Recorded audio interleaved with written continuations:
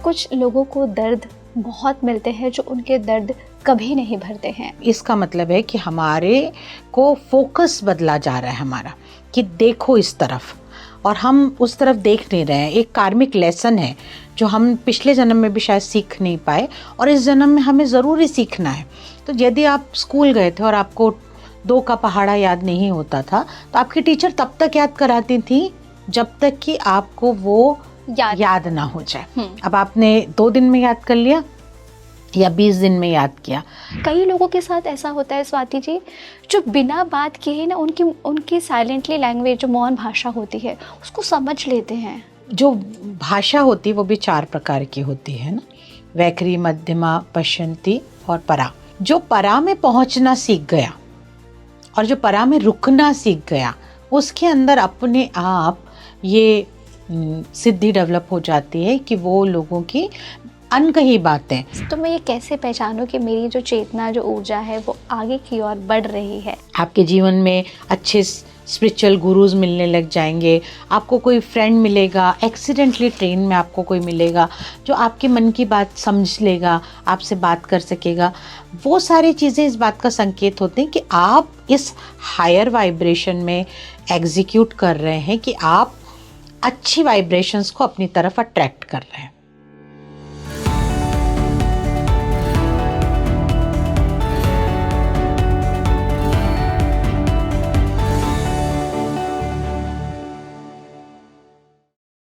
Hello and welcome to speaking tree. मैं आपकी host Soni Bhardwaj एक बार फिर आप सभी का तहे दिल से स्वागत करती हूँ।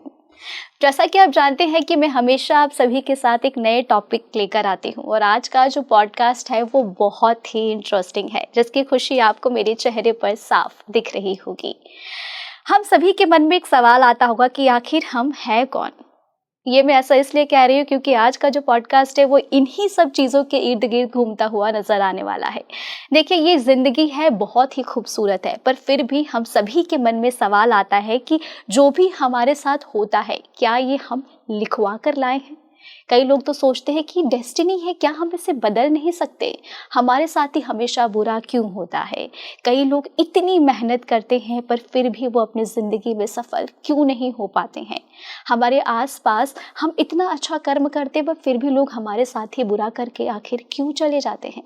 आज के इस पॉडकास्ट में हम जानने वाले हैं कि आखिर आपके साथ ही क्यों बुरा होता है। आप इतनी मेहनत करते पर फिर भी आपके हाथ में हमेशा असफलता ही क्यों लगती है? कैसे आपके जो कर्म हैं वो आपकी प्रेजेंट लाइफ को इफ़ेक्ट करते हैं, और साथ ही हम जानेंगे कि जो हमारे पूर्वज हैं उनकी जो चीज़ें हैं, जो आज एक अधूरापन जो हमारी लाइफ को इफ़ेक्ट कर रहा है, उससे हम कैसे आइडेंटिफाई करके उसे क्लीन करें।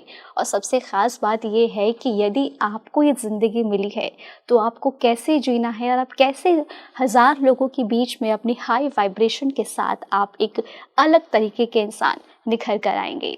तो इन्हीं सब विषयों पर चर्चा करने के लिए आज एक खास गेस्ट मौजूद है, जिनका नाम है स्वाति शर्मा, जो कि हीलर और एक थेरेपिस्ट है।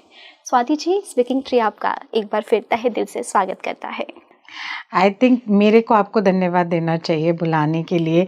इतनी सुंदर डिस्कशंस होंगी, इतना मज़ा आने वाला है। For that thank you very much. और कहीं ना कहीं देखिए ना, हमारा जो आज का टॉपिक है वो भी बहुत ही इंटरेस्टिंग है, क्योंकि हम आज इस खास पॉडकास्ट में जानने वाले हैं कि आखिर जो हमें ये ज़िंदगी इतनी खूबसूरत सी मिली है, इसे किस दिशा में और कैसे ले जाना है, ये आज हम जानेंगे। और कैसे, सबसे पहले तो मैं आपसे यही पूछना चाहूँगी कि जब हम ऑफ द कैमरा में आपसे डिस्कशन कर रही थी तो मैंने आपसे पूछा था कि कहते हैं कि जो भी हम लेकर आते हैं वो लिखा हुआ होता है, जो भी इस जीवन में होता है वो सब पहले से ही प्री प्लान होता है। तो क्या वाकई डेस्टिनी पहले से ही प्री प्लान होती, या फिर हम इसे एनर्जी से बदल सकते हैं?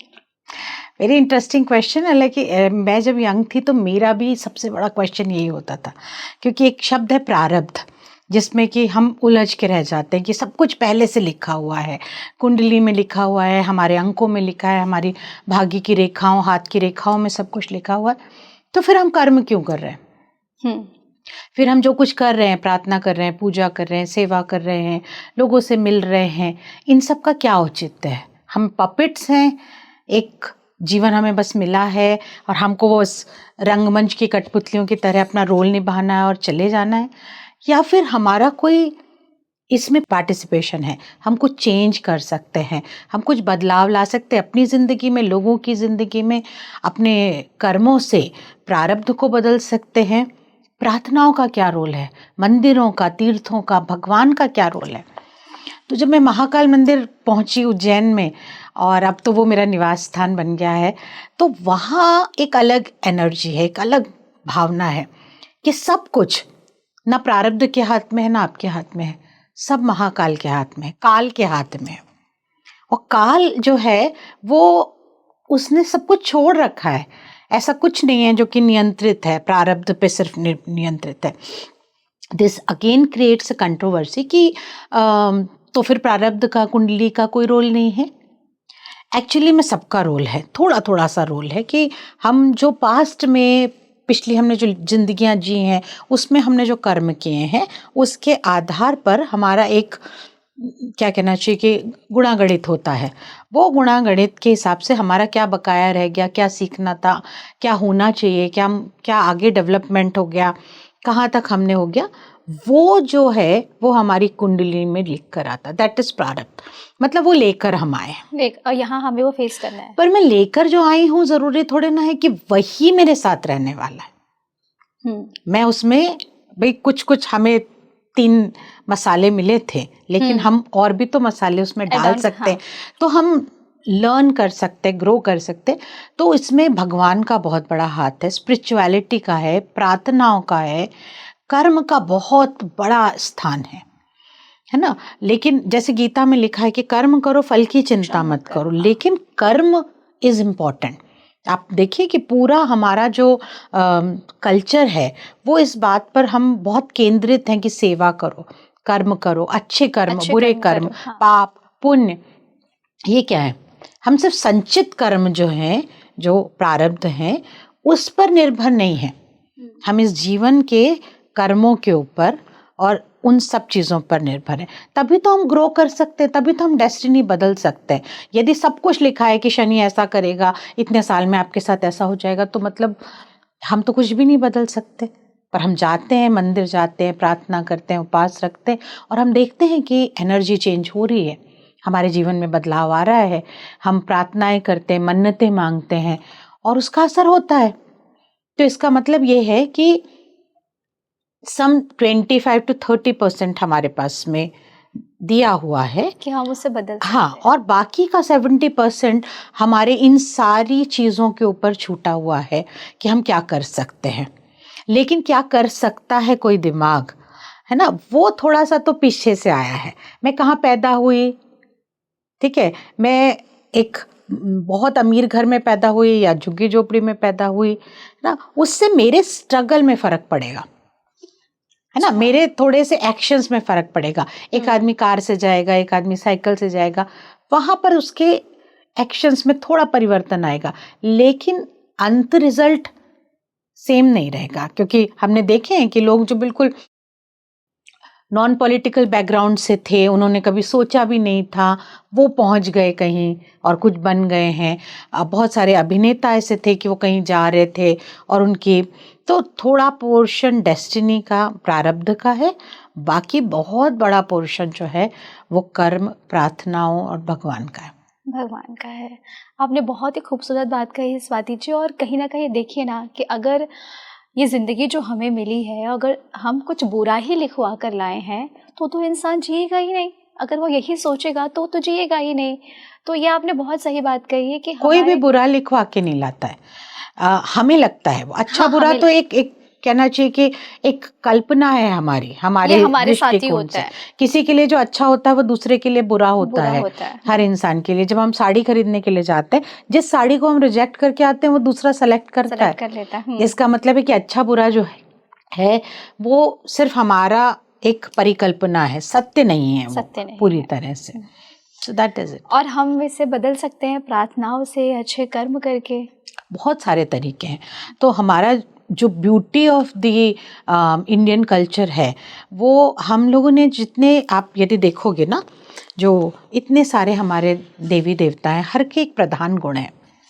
आप यदि ध्यान से देखोगे तो कृष्ण की जो एनर्जी है वो गणपति की नहीं है, जो गणपति की है वो कृष्ण की शिव की नहीं है, नहीं है। जो शिव की है वो देवी की नहीं है। तो हर चीज के लिए किस एनर्जी को हमें अपनी लाइफ में इनवाइट करना है, हमको अपनी लाइफ को किस डायरेक्शन में लेकर के जाना है, उस प्रकार की स्पिरिचुअल एनर्जी से हम अपने आप को कनेक्ट करते हैं तो उस डायरेक्शन में ग्रोथ होने लग जाता है। अभी आपने एनर्जी की बात कही तो मेरे मन में एक सवाल आया है जो कहीं ना कहीं हमारे शायद ऑडियंस के मन में भी ये सवाल होगा। स्वाति जी, जब हम एनर्जीज की बात करते हैं तो कई बार ऐसा होता है ना कि हमें जो ये लाइफ मिली है इसमें ज़रूरी नहीं है कि हमें हमेशा सुख ही सुख मिले। तो कुछ लोगों को दर्द बहुत मिलते हैं जो उनके दर्द कभी नहीं भरते हैं और कुछ के दर्द जल्दी भर जाते हैं। तो ये जो पैटर्न है दर्द का, ये हम इसे कैसे हील कर सकता है इंसान की, क्योंकि कई लोगों की ज़िंदगी में इतनी नेगेटिविटी है ना कि वो चाह कर भी ना इन चीज़ों से बाहर नहीं निकल पाते हैं। सो इसमें ना 2 एस्पेक्ट हैं, 2 तरीके से हम इसको देख सकते हैं कि जब हमको बार बार दुख मिल रहा है या किसी एक क्षेत्र में हमें असीमित दुख मिल रहा है तो हम इसका मतलब है कि हमारे को फोकस बदला जा रहा है हमारा, कि देखो इस तरफ, और हम उस तरफ देख नहीं रहे हैं। एक कार्मिक लेसन है जो हम पिछले जन्म में भी शायद सीख नहीं पाए और इस जन्म में हमें ज़रूरी सीखना है। तो यदि आप स्कूल गए थे और आपको 2 का पहाड़ा याद नहीं होता था तो आपकी टीचर तब तक याद कराती थी जब तक कि आपको वो याद ना हो जाए। अब आपने 2 दिन में याद कर लिया या 20 दिन में याद किया, तो 20 दिन में यदि आप हैं तो आपको पनिशमेंट भी मिलेगी, डांट भी मिलेगी, क्लास से बाहर भी निकाल दिया जाएगा। So this is what is happening. यदि आप उस नेगेटिविटी जो आपको सिखाने की कोशिश कर रही है, जो कहने की कोशिश कर रही है, उस तरफ आप ध्यान दे ही नहीं रहे हैं, तो वो ध्यान आपका खींचने के लिए नेगेटिविटी अपना परसेंटेज बढ़ाते चले जाएंगे। तो इसे हम कार्मिक रिपीटिशन कहते हैं, पैटर्न कहते हैं। इसके जरिए हम पास्ट लाइफ थेरेपी में पता लगाते हैं कि what is the basic question जिसका इस सोल ने आंसर ढूंढना है इस लाइफ में। क्या अनफिनिश्ड ट्रॉमा था, अनफिनिश्ड टास्क था, क्या अनरिजॉल्व्ड इमोशंस थे जिसको कि यहाँ पर आकर के सॉल्व करना है। सो सूनर यू पे अटेंशन, जितनी जल्दी आप देखोगे उतना आपको फ़ायदा हो जाएगा। दूसरा ये कि एक तो वो आपको ध्यान खींचने की कोशिश कर रही है, दूसरा जो आपने पूछा उसका एस्पेक्ट कि क्या कुछ लोगों को नेगेटिविटी के अंदर ही रह जाना होता है या उसका जो ट्रॉमा अंदर रह जाता है उसका कुछ किया जा सकता है। तो ट्रॉमा जो भी होता है, चाहे वो इस लाइफ का हो चाहे पास्ट लाइफ का हो, वो खुद से नहीं जाता है, टाइम से नहीं जाता है। उसके लिए आपको प्रॉपर एनर्जिक एफर्ट्स करने पड़ते हैं। तो सही दिशा में आप जब कदम उठाना शुरू करते हो, आपको सही गुरु मिल जाता है या आपको डायरेक्शन सही मिल गई, थेरेपी आपको सही मिल गई, देन आप शिफ्ट होकर के आप अपनी बेटरमेंट की तरफ आगे बढ़ते जाते हो। और तब आपको रियलाइज़ होता है जब आप उसमें से बाहर आ जाते हो कि ये जो अध्याय था ये बुरा नहीं था, ये मुझे कुछ सिखाने आया था और देखो कितना इसने मुझे बेटर पर्सन बना दिया। तो हमेशा जब तकलीफ़ों से हट करके कोई इंसान बाहर निकलता है वो एक बेटर पर्सन हो जाता है। तो मेरे पास एक स्टूडेंट है, वो उसको 3-4 बार फेलियर मिलने के बाद शी वाज लाइक पूरी तरह से टूट गई थी कि मुझे बार बार एग्ज़ाम्स में कोई सफलता नहीं मिल रही, मेहनत करने के बाद भी कुछ नहीं मिल रहा है। तो ऐसे बहुत बार हमारे पास तो सबसे ज़्यादा जो क्लाइंट्स आते हैं वो रिपीटेड पैटर्न्स वाले ही आते हैं। पर ये था कि वो उसको लगा कि जैसे मुझे तो इसमें से बाहर कभी निकलने का मौका ही नहीं मिलेगा। Very traumatic, very depressed state में वो चली गई थी। और यंग बच्चों की थोड़ी सी रहती है कि वो विद्रोही भी हो जाते हैं, उनको लगता है कि इस दुनिया में हमारे लिए तो कुछ अब बचा नहीं है, हाँ। या तो हमारे लिए ये भाग्य में लिखा ही नहीं था, ये सब चीज़ें। लेकिन जब उसने लास्ट बार दिया और उसका सिलेक्शन हुआ तो उसने खुद आकर के मुझे बोला कि अब जो मैं पर्सन हूँ वो तो मैं आज से 4 साल पहले थी नहीं। तो यदि मेरे को 4 साल पहले सफलता मिल जाती तो मैं तो शायद घमंड से चूर होती, या फिर मैं उतना अच्छा डिसीजन नहीं ले पाती। तो ये 4 साल जो मैंने देखा कि बहुत सारी चीज़ों ने, लोगों ने बातें सुनाई, तो वो उससे जो स्ट्रेंथ आई है उसके अंदर, जो पर्सनैलिटी का डेवलपमेंट हुआ है, वो अब जाकर के उसके लिए फ़ायदेमंद सिद्ध हो रहा है। सो कभी कभी आपको सिर्फ शेप कर रहे होती है प्रकृति, आपको चाहती है कि जब आप आग में कूदें तो आप उस लायक होने चाहिए, आपने उतना प्रोटेक्शन आपका होना चाहिए, आप में उतनी कैपेबिलिटी होनी चाहिए। सो आप बंजी जंपिंग पे जाएंगे तो बिना आप सपोर्ट के नहीं चले जाएंगे ना।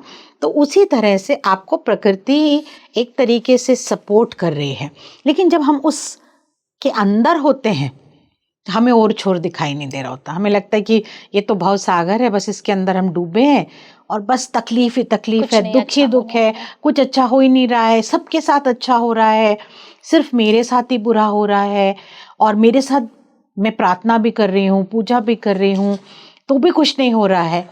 ये एक बहुत नॉर्मल सिचुएशन है, मेरे ख्याल से हर इंसान के जीवन में चलता है, एक बार ये सिचुएशन आती है। लेकिन जब आप उसमें से बाहर निकलते हो, तब जो आप एक खिला हुआ व्यक्तित्व बनते हो, जो खूबसूरती आपकी पर्सनालिटी में आती है, तब आप बोलते हो कि थैंक यू।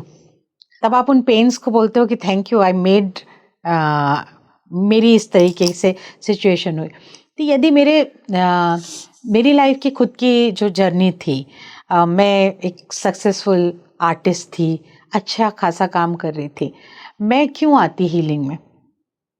मेरे फादर की डेथ हुई, उसके ठीक कुछ समय बाद मेरे बहुत ही ज़्यादा जिनको मैं अटैच थी, मेरी डॉग की डेथ हुई। तो एक के बाद एक वो उसने सिचुएशंस ने मुझे इस तरीके से हिलाया कि प्रश्न दिमाग में आने लगे कि भाई क्या है लाइफ में, अब क्या करना है। कुछ जो चीज़ें हैं उनसे डिटैचमेंट आने लगा। जब डिटैचमेंट आता है तो अटैचमेंट आता है नई जगह। मतलब ये समय है जब आपको पुराना छोड़ करके नया पहनना है।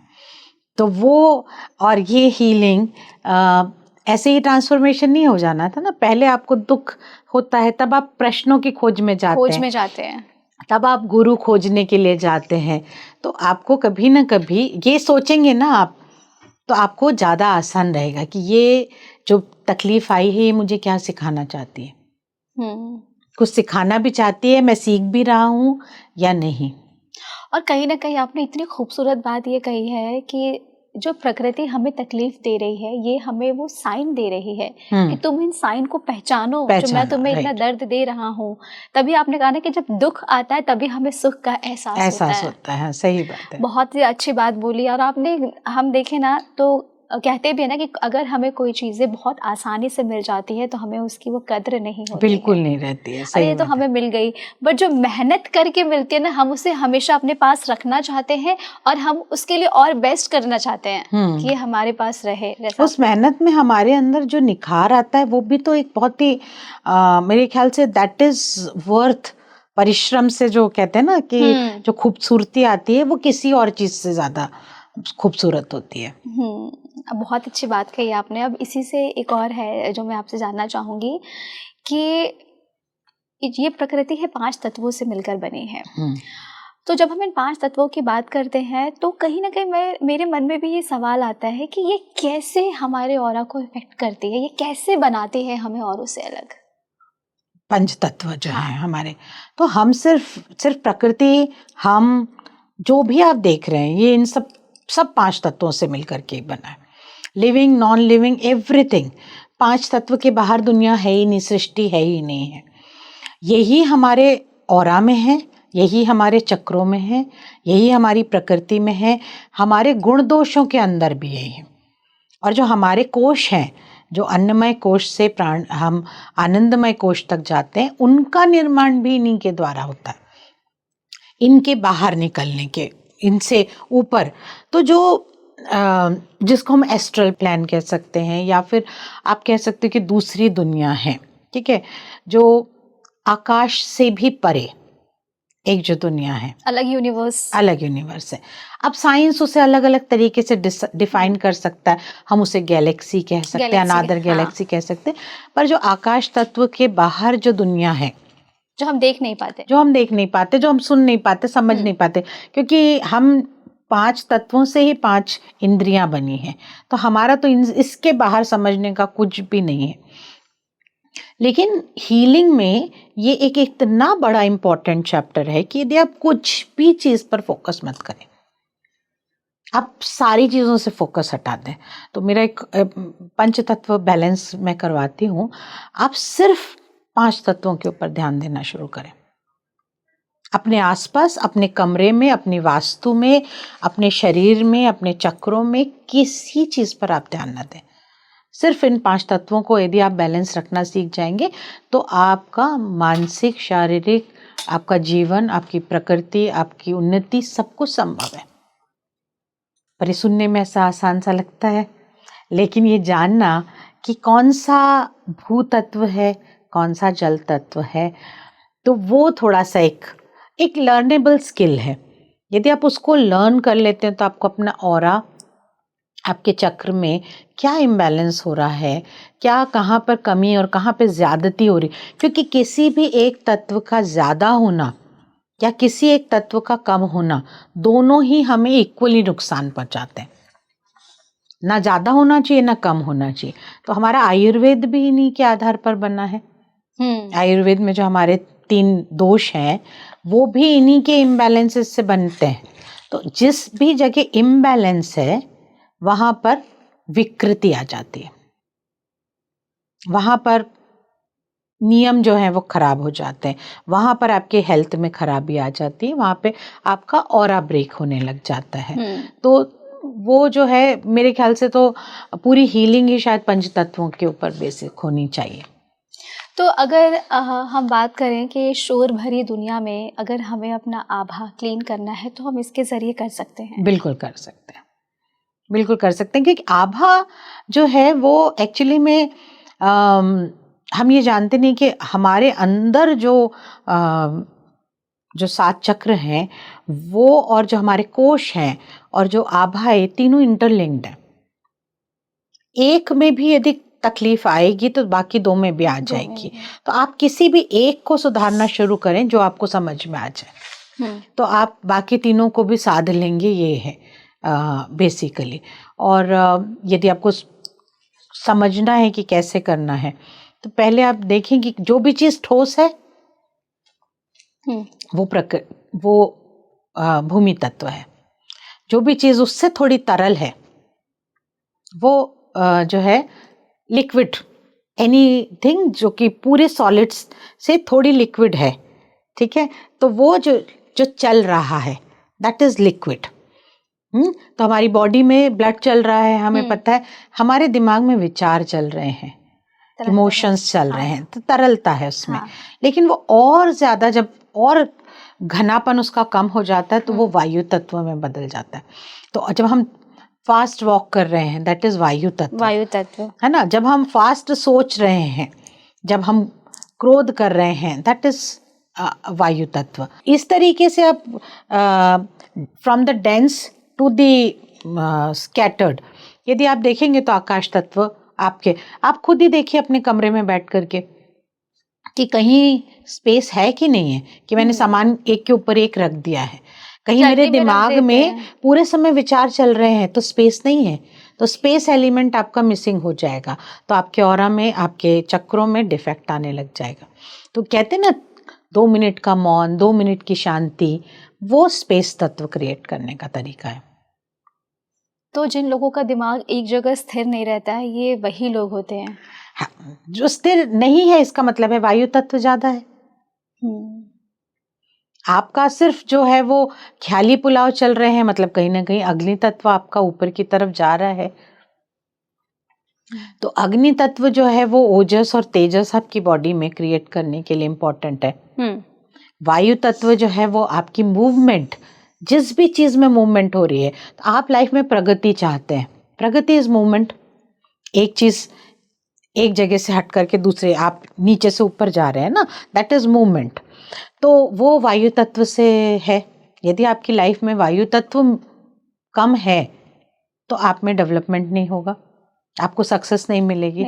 तो यदि आप थोड़ा सा, कहते हैं ना पुराने ज़माने में, खाना खा के 2 मिनट टहलो, हाँ अभी भी बोलते हैं सो 2 मिनट चुप बैठो, शांत रहो, थोड़ा शांत बैठो, अपने पेट को, जठर अग्नि जो हमारे अंदर है उसको आप करें, थोड़ी देर धूप में बैठें। तो धूप में बैठना क्या है, यदि आप एनर्जी को सोक इन करना। यदि हम अपनी 2 मिनट की पूजा को आप देखें तो हमने एक मिट्टी का दिया लिया, अर्थ एलिमेंट, उसमें हमने घी डाला, वाटर एलिमेंट, उसमें हमने अग्नि जलाई, अग्नि से फ्यूम ऊपर की तरफ जाती है, दैट इज वायु तत्व। या हम कभी कभी वायु तत्व के लिए और भी करते हैं, हम धूप जलाते हैं, दैट इज ऑल्सो वायु तत्व। जो हम घंटी पे जाते हैं, that is also cleaning the air.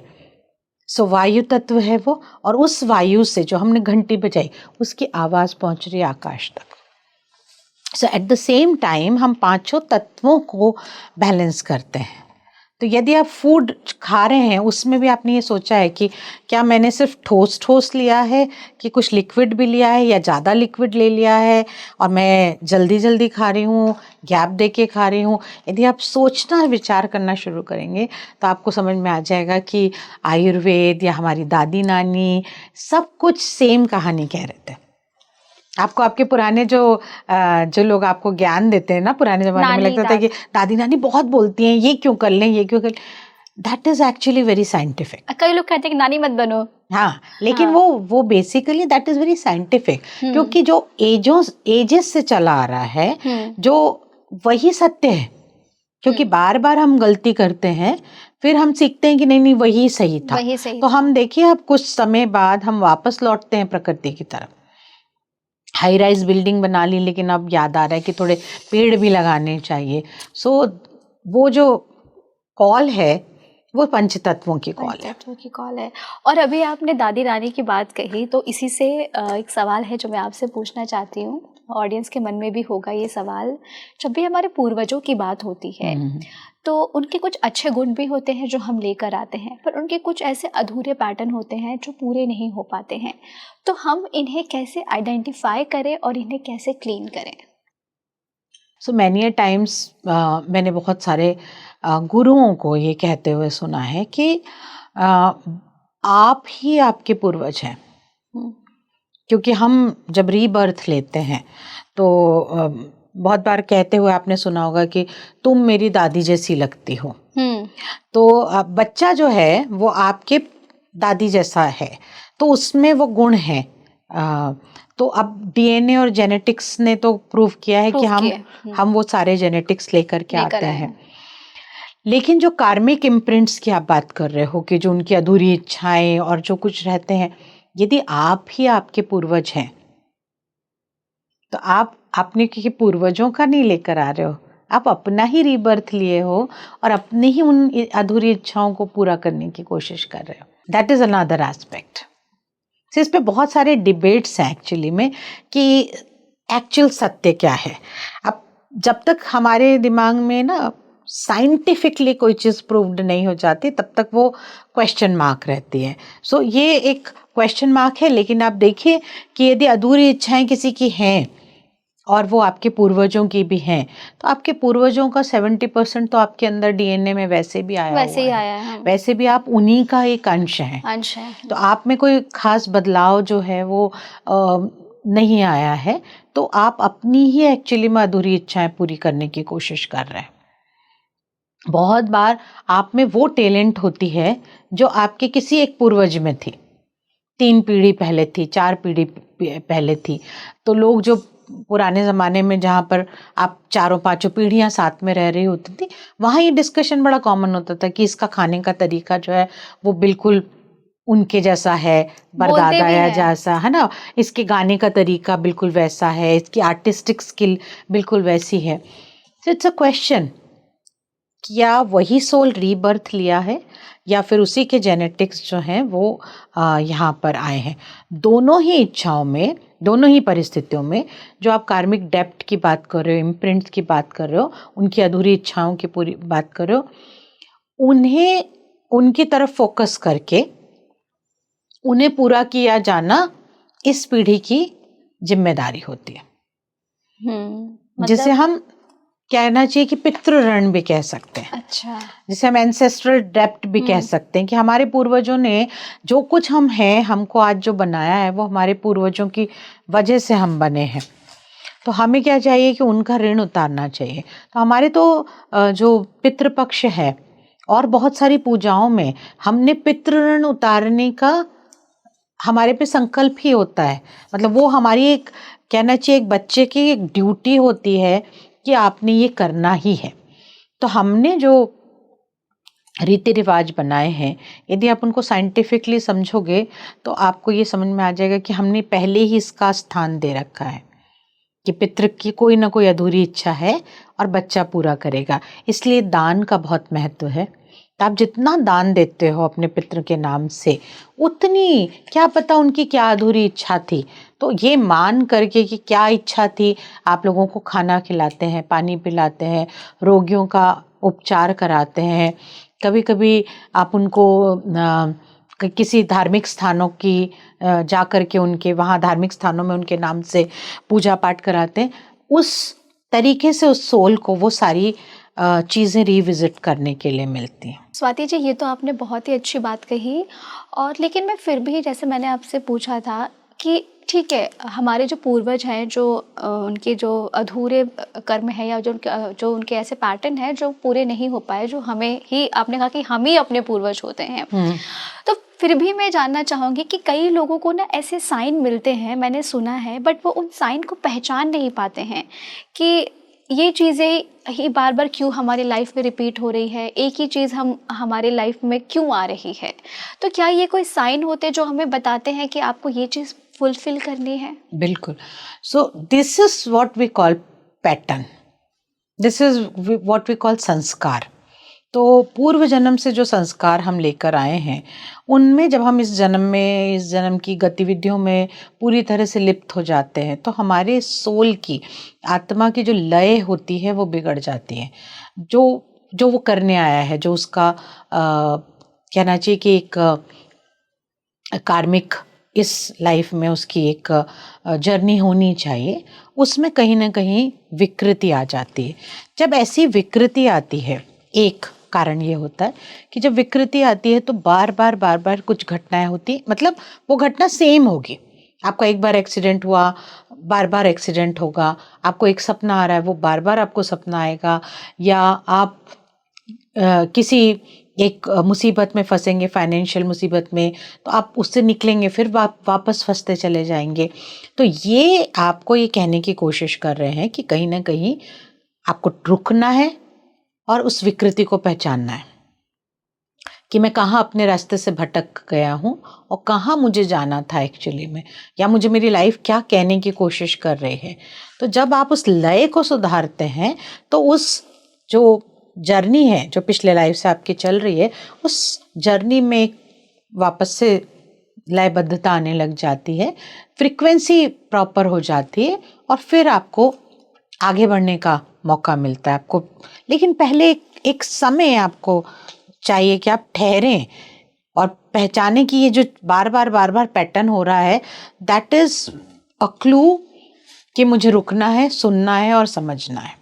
एक मेरे मन में सवाल है, मेरा थोड़ा पर्सनल सवाल ही हो सकता है, पर मैं आपसे जानना चाहूँगी कि कई बार जब मैं बहुत सारे लोगों के बीच में होती हूँ, तो हमारी जो थिंकिंग होती है या हमारे जो थॉट्स होते हैं, वो कहीं ना एक वाइब्रेशन, एक कंपन पैदा करते हैं। जैसे आप और मैं भी डिस्कशन कर रहे हैं, बट कई लोगों के साथ ऐसा होता है स्वाति जी, जो बिना बात किए ही ना उनकी साइलेंटली लैंग्वेज, जो मौन भाषा होती है, उसको समझ लेते हैं। ये एनर्जी उनमें कहाँ से आती है? सो एक्चुअली हम लोग सब एनर्जी हैं। तो एनर्जी जो है वो, उसको बोलने की भाषा की ज़रूरत नहीं है ना। तो जो भाषा होती है वो भी 4 प्रकार की होती है ना, वैखरी, मध्यमा, पश्यंती और परा। तो जो परा है, जो वाणी है, वो भी वाणी है, वो भी शब्द हैं। जो परा है उसमें हम जब बिल्कुल मौन हो जाते हैं, जब हम मेडिटेशन में डीप में चले जाते हैं, जब हम स्लीप में अल्फा स्टेट में चले जाते हैं, या जब हम भगवान से वार्तालाप कर रहे होते हैं, मंत्र जाप कर रहे होते हैं, तो एक समय आता है जब हम भूल जाते हैं कि क्या मैं मंत्र जाप कर भी रही थी, सो गई थी. दैट स्टेट इज कॉल्ड परा. परा. ठीक है. तो परा is also a language. So everybody, हर इंसान परा में जाता है ऑटोमेटिकली या फिर डेलिबरेटली. जो साधु संत और जो पहुंचे हुए लोग होते हैं, जो साधना करते हैं, वो परा की इम्पोर्टेंस जानते हैं, इसलिए वो ज़्यादा मौन रह करके उस स्थिति को बार बार प्राप्त करते हैं. जो परा में पहुंचना सीख गया और जो परा में रुकना सीख गया, उसके अंदर अपने आप ये सिद्धि डेवलप हो जाती है कि वो लोगों की अनकही बातें, क्योंकि उनके दिमाग में जो बात चल रही है वो बोली जा रही है. दैट इज ऑल्सो वाणी. वाणी को हम सोचते हैं कि लैंग्वेज इज नॉट इम्पॉर्टेंट ना, क्योंकि कोई इंसान जो है वो चाइनीज बोल रहा है, कोई उर्दू बोल रहा है, कोई हिंदी बोल रहा है, लेकिन सोल की लैंग्वेज वो नहीं है. हाँ, तो सोल की लैंग्वेज तो यूनिवर्सल है. हाँ. तो वो जो वाइब्रेशन होती है, जो फ्रीक्वेंसी, जो कंपन होता है, उनको रीड कर पाने की क्षमता होती है. लेकिन वो किस में होगी? जो पूरे समय शोर में रह रहा है, जिसके अंदर बहुत शोर है, जिसके अंदर शोर है, उसके अंदर खुद ही विचार चल रहे हैं, उसके अंदर खुद ही जो है अंतर्द्वंद चल रहा है, तो वो तो मौन ही नहीं है.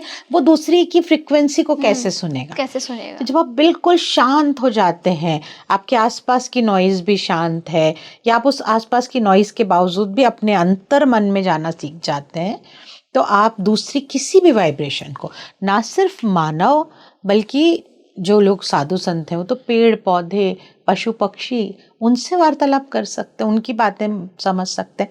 आप देखेंगे कि जानवरों में ये स्किल होती है कि यदि आप बहुत बीमार हैं या आप बहुत परेशान हैं, तो आपका जो डॉग है, पेट है, वो आपके साथ अलग किस्म का व्यवहार करेगा.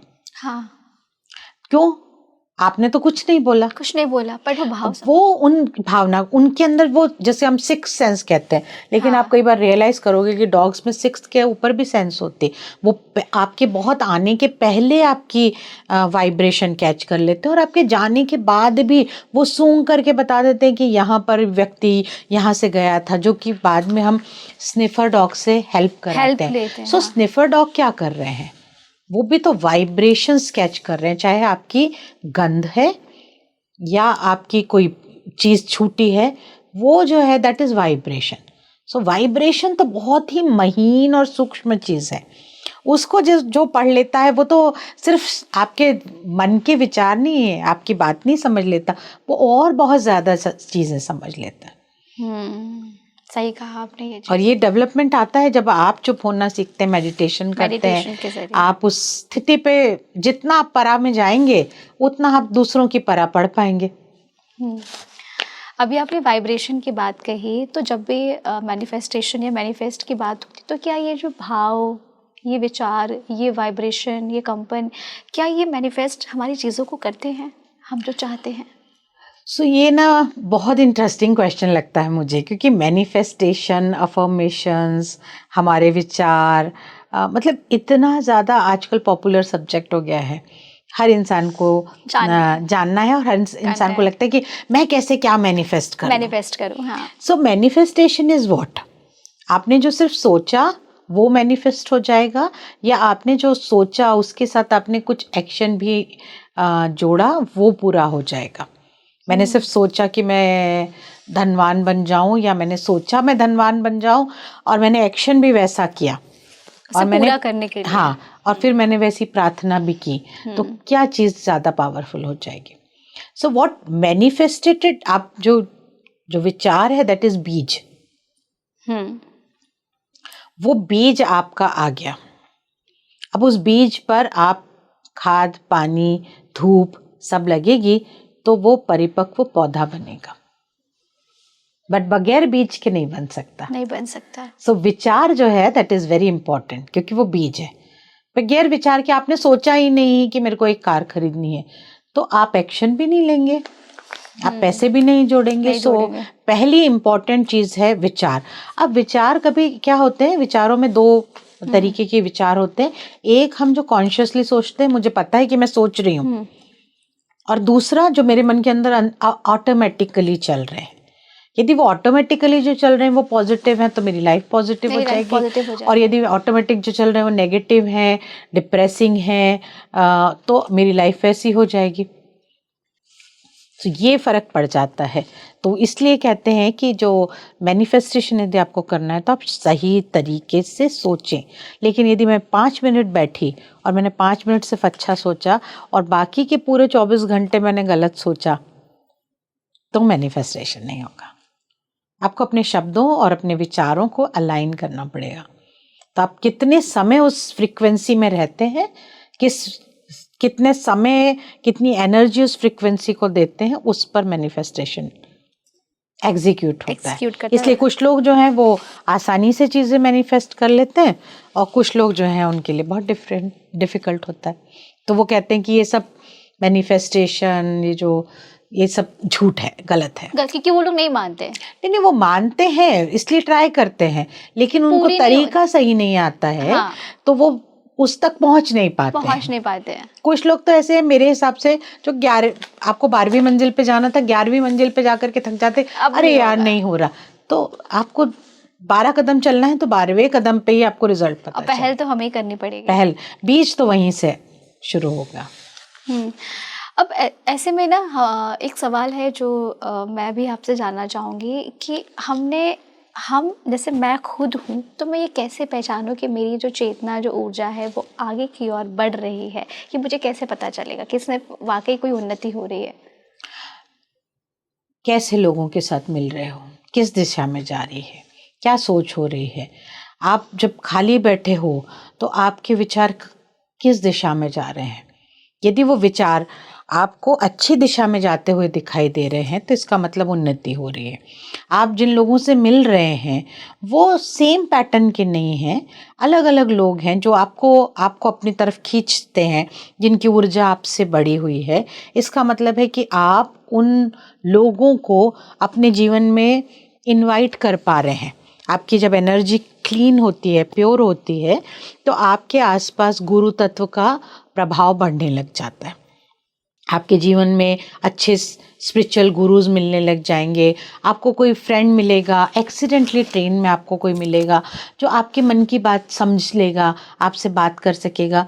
वो सारी चीज़ें इस बात का संकेत होते हैं कि आप इस हायर वाइब्रेशन में एग्जीक्यूट कर रहे हैं, कि आप अच्छी वाइब्रेशंस को अपनी तरफ अट्रैक्ट कर रहे हैं।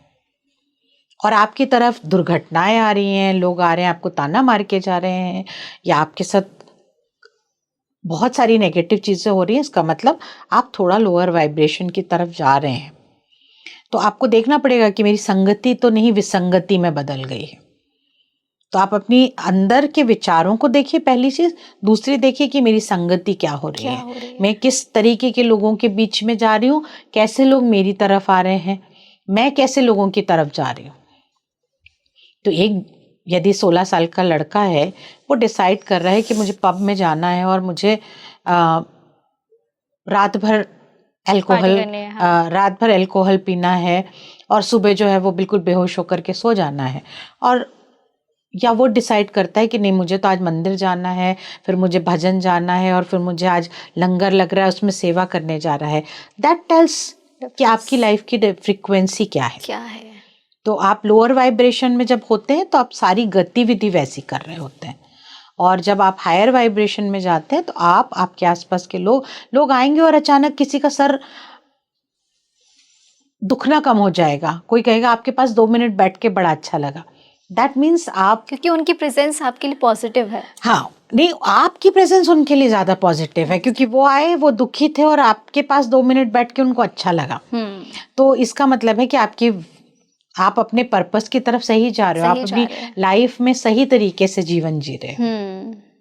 अपने आप को पहचानना मेरे ख्याल से दूसरों को पहचानने से ज्यादा बेहतर है।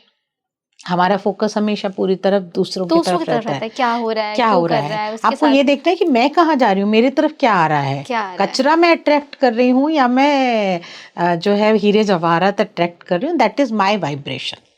कहते हैं ना, माई वाइब अट्रैक्ट्स माई ट्राइब। ठीक है। सो मेरी वाइब्रेशन क्या है। बहुत खूब कहा आपने। और स्वाति जी मतलब मुझे लगता है ना कि कई बार कई लोग ना ऐसे होते हैं जो बहुत कम भी बोलते हैं ना, पर फिर भी उनकी प्रेजेंस इतनी हाई होती है ना कि हमें उनसे बात करने की इच्छा होती है कि हम उनसे बात करें, उनसे उनके बारे में जानें। तो शायद कहीं ना कहीं ये वही लोग होते हैं जिन्हें पता होता है कि हमें किन तरह के लोगों के साथ रहना है।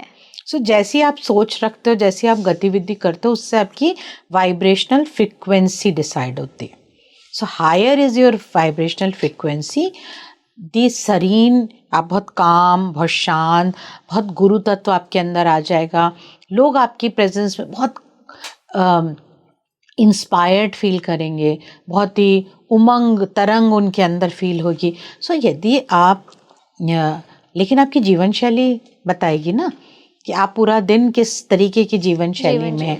यदि आप मंत्रों का जाप कर रहे हैं, यदि आप मंदिर के आसपास रह रहे हैं जहाँ खुद ऊर्जा ज़्यादा है, तो आपकी ऊर्जा बढ़ती है। इसलिए कहते हैं ना सत्संग, एक शब्द जो बनाया है, सत्संग का मतलब है, या मंदिर जाने का क्यों है, क्योंकि मंदिर की फ्रीक्वेंसी बहुत हाई होती है, बहुत हाई होती है। तो आपकी फ्रीक्वेंसी यदि लो भी है और आप किसी हायर फ्रीक्वेंसी की जगह पे जाते हैं या किसी ऐसे व्यक्ति के साथ बैठते जिसकी फ्रीक्वेंसी ज़्यादा है, तो आप उसको अपने अंदर आत्मसात कर लेते हैं। आपका ऑरा स्ट्रॉन्ग हो जाता है क्योंकि उनका ऑरा स्ट्रॉन्ग है। और वो दे करके भी, कहते हैं ना, वो जो देने से भी खर्च नहीं होता। जो जितने हाई वाइब्रेशन वाले रहते हैं, यदि मेरे पास 100 रुपये और मैंने आपको 1 रुपये दिए तो मेरे को कोई नुकसान नहीं हुआ ना, 99 तो मेरे पास अभी भी बचे हुए हैं। लेकिन यदि मेरे पास सिर्फ 1 ही रुपया था और आपको मैंने दे दिया, तो मेरे को भी कल वाइब्रेशनल डेफिशिएंसी महसूस होगी। तो जो जितने हाई वाइब्रेशन वाले रहते हैं वो इसलिए आसानी से आपको फॉरगिव कर देते हैं, आपको दे देते हैं, क्षमा कर देते हैं, आपके साथ बहुत अच्छा व्यवहार करते हैं, क्योंकि उनके पास देने के लिए, खर्चने के लिए उतना पुण्य संचय करके रखा है। वाइब्रेशन सत्कर्म से आती है, सद्भावना, जो सत शब्द है उसकी वैल्यू आप समझे। एंड सत शब्द आता है सात्विक से। तो हम सात्विक, राजसिक और तामसिक त्रिगुणात्मक का हमारी प्रवृत्ति है। तो जो आदमी जितना ज़्यादा सत्व में रहता है, सात्विक रूप में रहता है, उसकी वाइब्रेशन, उसकी ऑरा उतनी ज़्यादा इंस्पायरिंग होती है। स्वाति जी, आपने इतनी डेप्थ बातें बताई हैं, तो मैं भी सोचूं ना कि हम लोगों को बहुत सारी चीज़ें नहीं पता होती है कि ये ज़िंदगी है, इसमें परेशानियां हैं, इसमें कभी सुख है, कभी दुख है, कभी गलत लोग हैं, कभी हमारे साथ अच्छा नहीं होगा, हम इतनी मेहनत करते हैं फिर भी सफल नहीं होती। ये सारी चीज़ें ना इन्हीं के इर्द गिर्द घूमती हुई नज़र आती है। और आपने इतनी अच्छी जानकारी दी, तो मुझे तो लगता है कि जो भी हमारे ऑडियंस हैं, जो आज मायूस बैठे होंगे, उन्हें बहुत कुछ नया जानने को मिला होगा। और ऐसे में अगर आपके मन में भी कोई सवाल है जो आप स्वाति जी से या हमसे पूछना चाहते हैं, तो हमें आप कमेंट बॉक्स में ज़रूर बताएं। हम उम्मीद करेंगे कि आपके इन सवालों का जवाब नेक्स्ट पॉडकास्ट में ज़रूर लेकर आएँ। आपको हमारा पॉडकास्ट कैसा लगा हमें कमेंट करके ज़रूर बताएं, और हमारे स्पीकिंग ट्री के चैनल को लाइक, शेयर और सब्सक्राइब करना बिल्कुल ना भूलें। मैं आपका एक बार फिर से धन्यवाद करती हूँ। Thank you very much.